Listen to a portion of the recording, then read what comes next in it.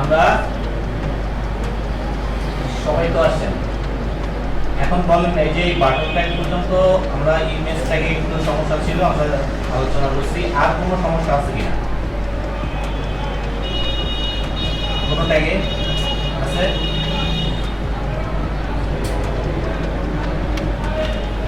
আচ্ছা ঠিক আছে, তাহলে আমরা এখন ফর্ম ট্যাগ শিখব। ফর্ম ট্যাগটা কি? আমরা ওয়েবসাইট তৈরি করার সময় বিভিন্ন ধরনের ফর্ম আমাদের তৈরি করতে হবে ইউজারদের কাছ থেকে ডাটা সংগ্রহ করার জন্য, ইনপুট নেওয়ার জন্য। হ্যাঁ, তো গত ক্লাসে আমরা ইনপুটের কিছু টাইপ দেখছি এবং আজকে আমরা কি করব, এই ফর্মটা দেব। এই ইনপুটগুলো, সকল ধরনের ইনপুটগুলো থাকবে কিন্তু ফর্ম ট্যাগের মধ্যে। কেন ফর্ম ট্যাগের মধ্যে সেটা আমি এখনই আলোচনা করতেছি। যেমন আমাদের আচ্ছা ইনপুট, এখানে একটা ইনপুট আছে,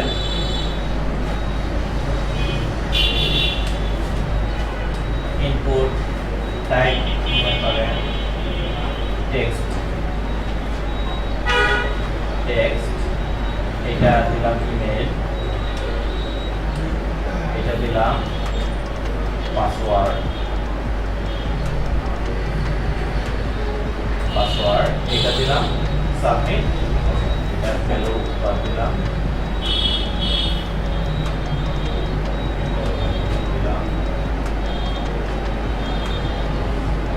দিলাম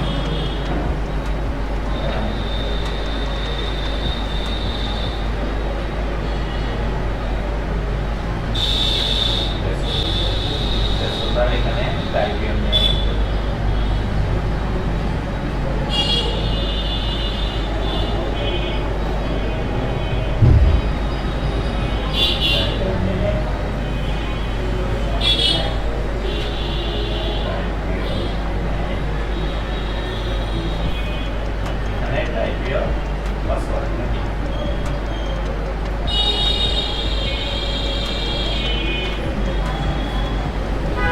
ঠিক আছে।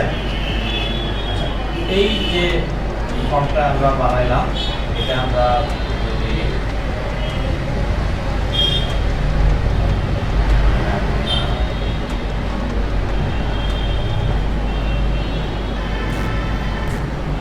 এই যে একটা ফর্ম, ঠিক আছে, দেখতে পাচ্ছেন সবাই?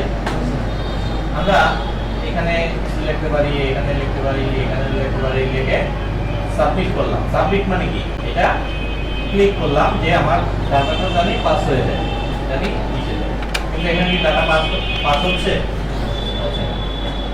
তাহলে ডাটা পাস হওয়ার জন্য আমাদের যেটা দরকার সেটা হলো একটা ফর্ম ট্যাগ, একটা ফর্ম দরকার। হ্যাঁ, তাহলে ফর্ম ট্যাগটা ফর্ম ট্যাগ শুরু, ফর্ম ট্যাগ শেষ। এই ফর্ম ট্যাগের মধ্যে আমাদের এই ইনপুটগুলো থাকবে, ঠিক আছে? বুঝতে পারছেন সবাই? এই ফর্ম ট্যাগের মধ্যে সবসময় ইনপুটগুলো থাকবে। তাহলে কি হবে আমি দেখাচ্ছি। সেভ করলাম, এই যে দেখেন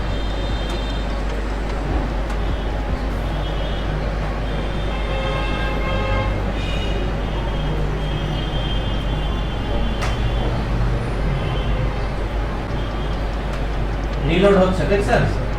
রিলোড হচ্ছে, রিলোড হচ্ছে মানে আমার ফর্মটা সাবমিট হয়ে গেছে। হ্যাঁ, আচ্ছা দেখতে পারেন না তো সাবমিট করলে বা অ্যাড দিলে, বাটনে ক্লিক করলে এটা ডাটাটা আমরা পাস করতে পারতেছি। এই পাস করার বিষয়টাই হলো সাবমিট। এই যেমন এখানে সাবমিট করার পর এখানে ই হলো, কি ধরছে, ইরর ধরছে। কেন? কারণ অ্যালফারেট নাই, কারণ এখানে আমরা বলছি ইমেল, এটা ইমেল, টাইপ কি ইমেল, ইমেল হতে হবে। যদি আমরা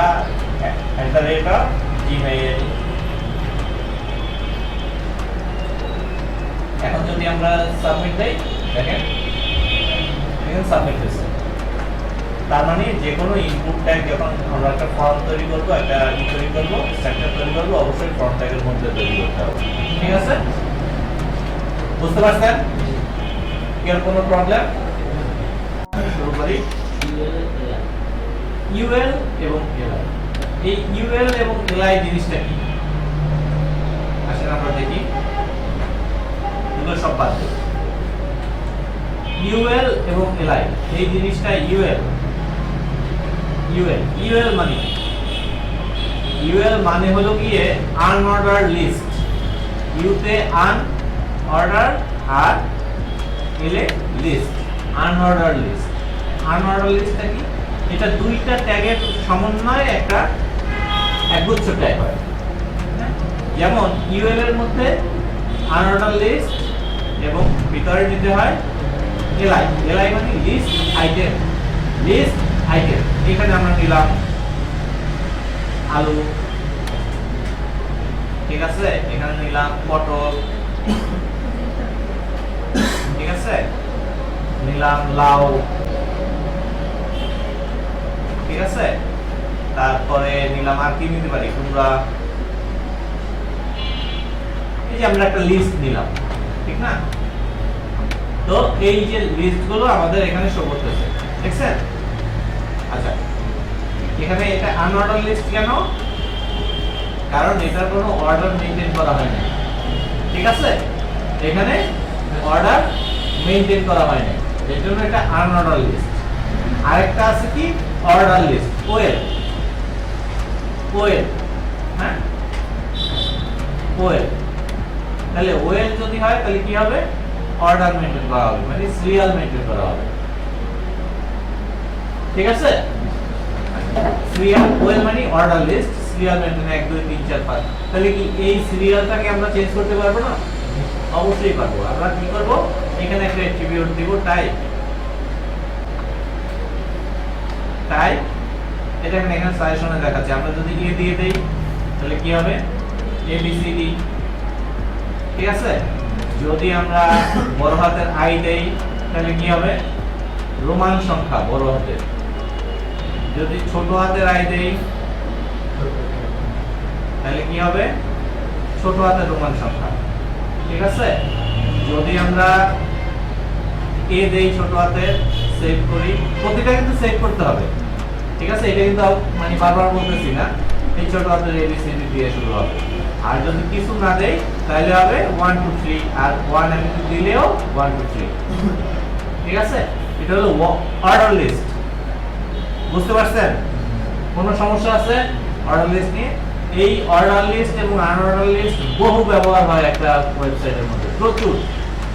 এবং এটা আপনারা, এটা ভোলা যাবে না কোনোভাবে। আর একটা আনঅর্ডার লিস্ট আমরা দেখি, আনঅর্ডার লিস্ট। তাহলে এইখানে তো 1 2 3 এইগুলো দিয়ে দিছিলাম, কিন্তু আনঅর্ডার লিস্টে কি হবে? হ্যাঁ, ইকুয়াল টু কি হবে? কি কি এখানে? এটা কি সার্কেল নাকি? যদি ডিআই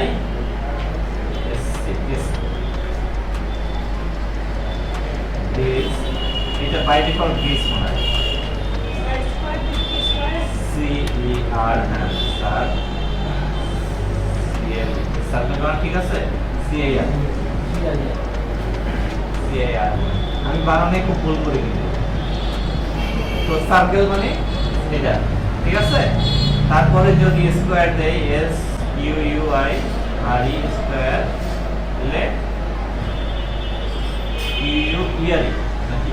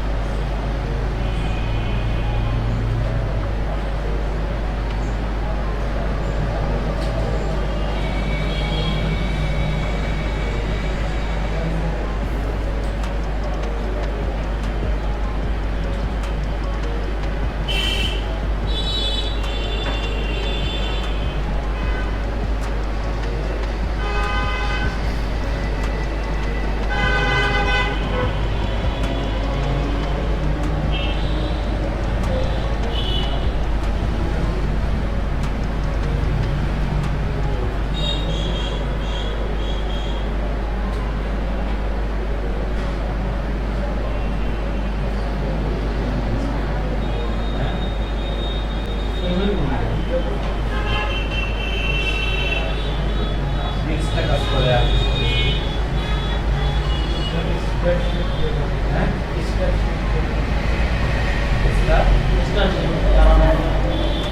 তারা নেওয়া যাবে না।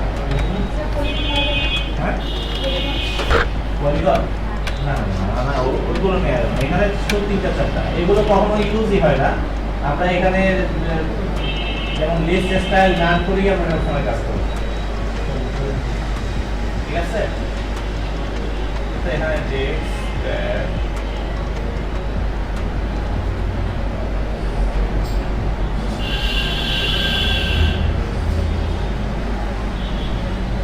Square S U U I আর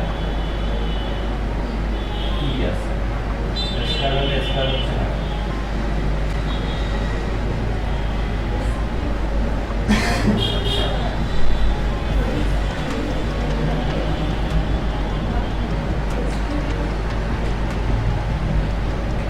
আচ্ছা যাক,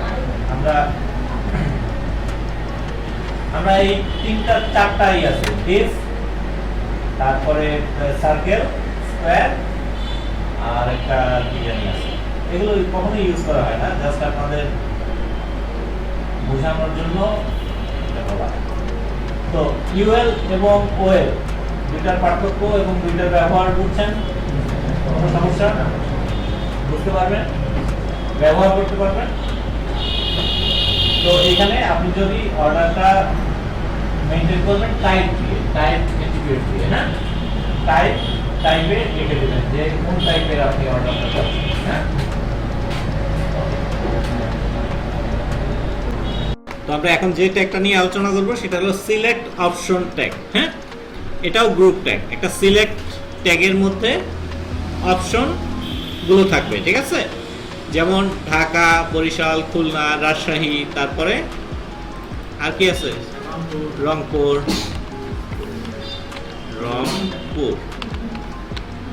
আচ্ছা যাই হোক, আর থাক, আমরা বেশি নিব না। এখানে একটা লেভেল ট্যাগ নিতে পারি, আমরা তো জানি লেভেল ট্যাগের ব্যবহার। সরি, লেভেল ট্যাগের মধ্যে আমরা সিলেক্ট এ ডিস্ট্রিক্ট নাকি সিলেক্ট ডিস্ট্রিক্ট, DIS ডিস্ট্রিক্ট। আচ্ছা, তো সিলেক্ট ডিস্ট্রিক্ট, ঠিক আছে? এখানে আমরা এইটার মধ্যে ডিস্ট্রিক্টগুলো সেট করে দিলাম, ঠিক আছে? এখন আমরা একটা কাজ করব, প্রথমটা খালি রাখবো এবং বলবো সিলেক্ট।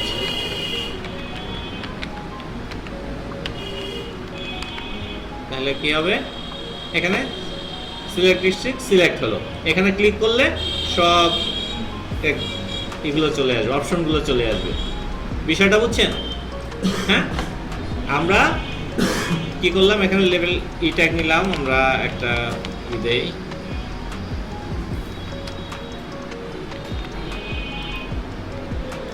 ঠিক আছে?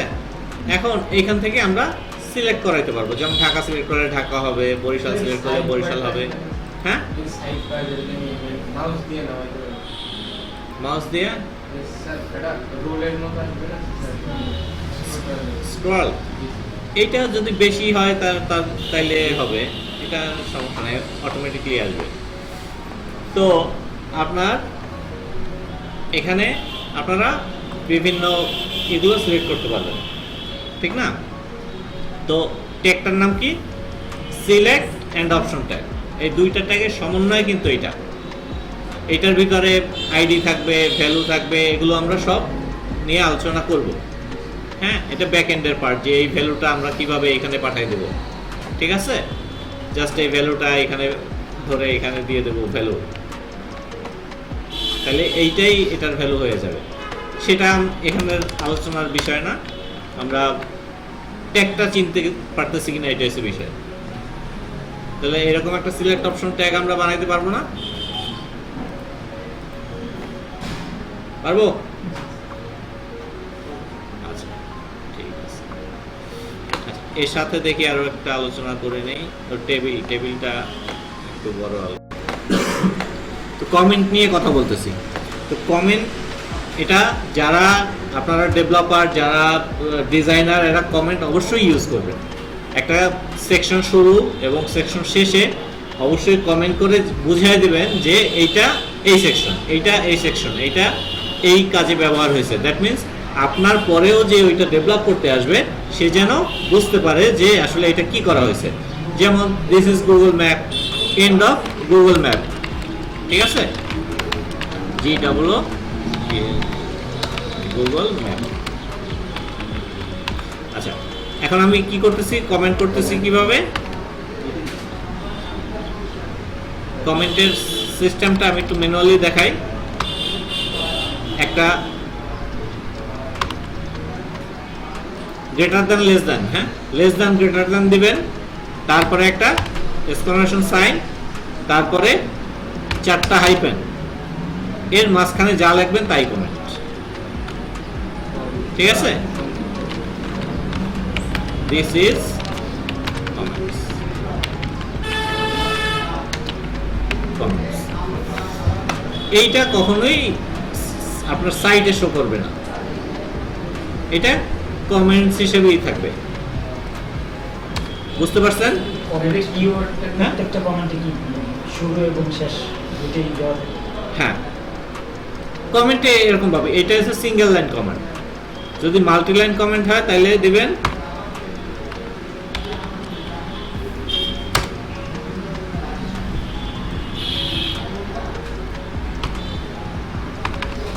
এইটা হলো সিঙ্গেল লাইন।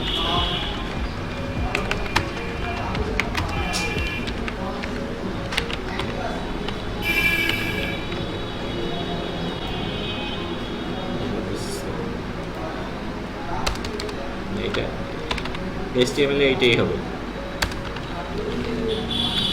বিভিন্ন ল্যাঙ্গুয়েজে বিভিন্ন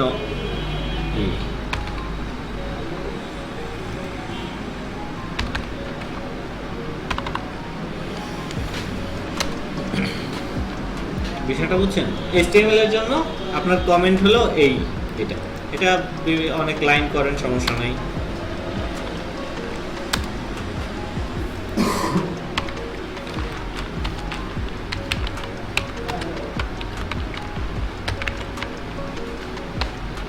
সেকেন্ড লাইন,